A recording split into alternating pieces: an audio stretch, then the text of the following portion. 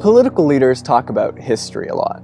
I believe that we have a righteous wind at our backs, and that as we stand on the crossroads of history, we can make the right choices and meet the challenges that face us. 75 years later, after the liberation of Auschwitz, I stand before you all as President of Germany, and I stand here laden with the heavy historical burden of guilt. Еще раз подчеркну, что Украина для нас это не просто соседняя страна. Это неотъемлемая часть нашей собственной истории, культуры, духовного пространства.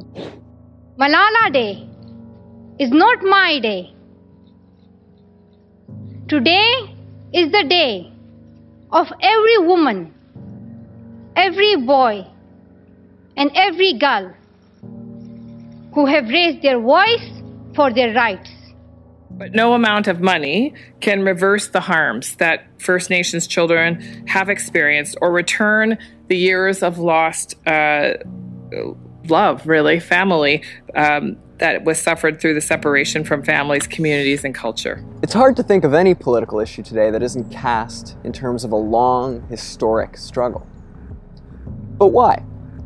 If you ask most people, they'll probably say that history is a record of what happened, a collection of events and facts.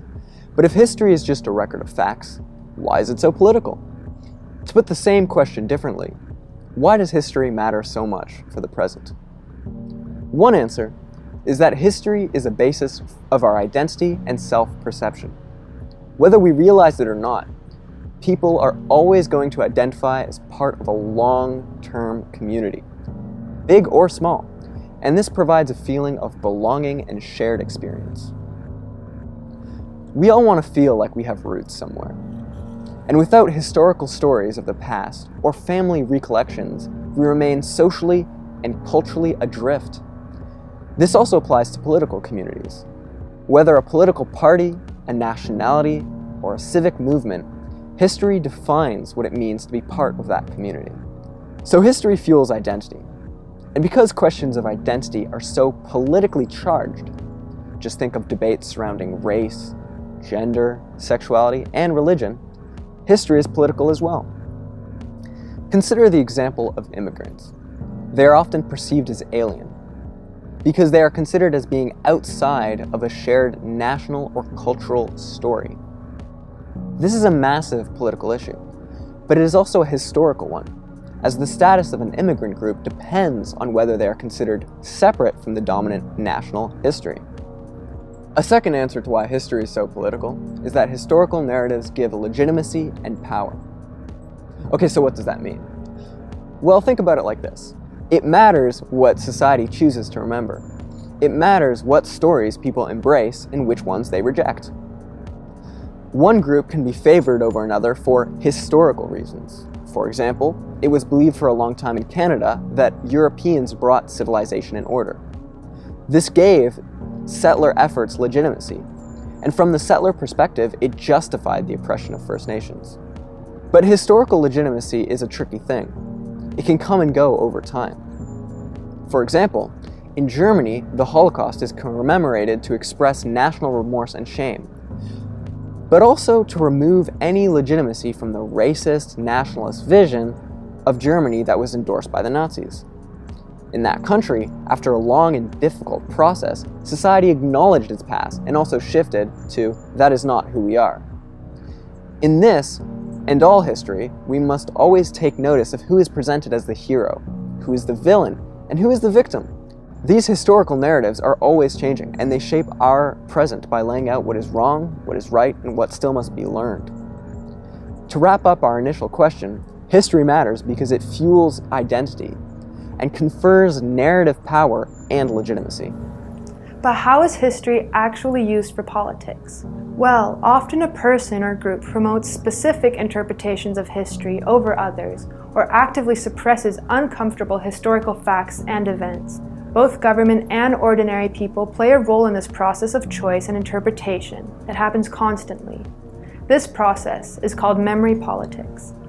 For example, in Poland, where Polish people are still trying to grapple with the painful past associated with the occupation of the Nazis and the Soviet Union. The current governing party, Law and Justice, has taken steps meant to embrace a specific controversial and contested patriotic vision.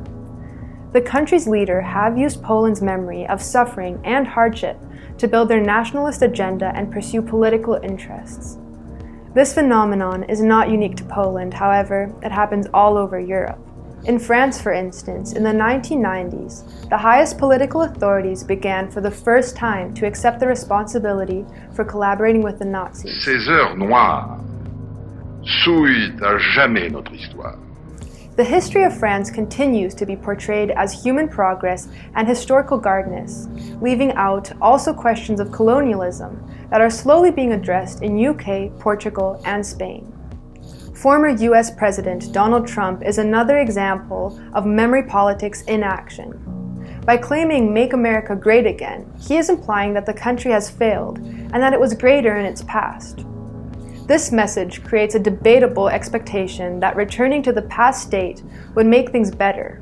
It aims to make some voters feel empowered. More worryingly, it invites racist ideas of white supremacy by claiming that a whiter, pre-racial America is superior, while deliberately ignoring the positive roles that people of color have always played in American society. These instances of memory politics can be dangerous because they can get in the way of honest and open conversations about the past. Such conversations are one of the only ways to deal with past trauma. We see this in the US with the removal of Confederate statues, but it happens in Canada too. For instance, with the debates regarding the commemoration and statues of Sir John A. Macdonald. Macdonald, Canada's first Prime Minister, was heavily involved in setting up the residential school system across the country. Because of his legacy, people now have started to interpret this figure as a wrongdoer. The discovery of the unmarked mass graves of Indigenous children at the sites of former residential schools forced the country to confront its colonial past more directly and openly. But the country is only at the beginning of this challenge and painful process. Canada struggles with the misconception which sees reconciliation as an end goal, when it is better understood as a permanent and ongoing transformative process. Jade Roberts, a First Nations Saskatoon educator, expressed this best when she said, "I want people to educate themselves and just to be listeners of our experience because they're valid. A lot of times we get kind of shrugged off like, it's happened a long time ago and it doesn't affect anyone anymore, but that is not the truth. Clearly, stories of the past can be manipulated and sometimes even misrepresented. Today, there are opportunities to make meaning of the past and learn from it. For instances, active remembrances can help society heal from the past injustices and create a roadmap for future of both political and historical landscapes. Most often, these acts of remembrance are symbolic. A memorable example specific to German history is the country's former Chancellor Willy Brandt falling on his knees at the former Warsaw Ghetto in 1970 to express his apology for the crimes of Nazis. Brandt said, "At the abyss of German history and under the burden of the murdered, I did what people do when the language fails." But increasingly, people and governments are calling for material representations for past injustices. While large-scale historical reparations are still extremely rare, in some places progress is being made. For instance, in Australia, the government has a subsidies program for Aboriginal communities called the Stolen Generation Reparations Scheme. Contemporary discussions about history acknowledge a spectrum of perspectives that are integrated into its stories and examples. Addressing history can spark controversy, but it is also an avenue to collectively work towards a more hopeful and peaceful future.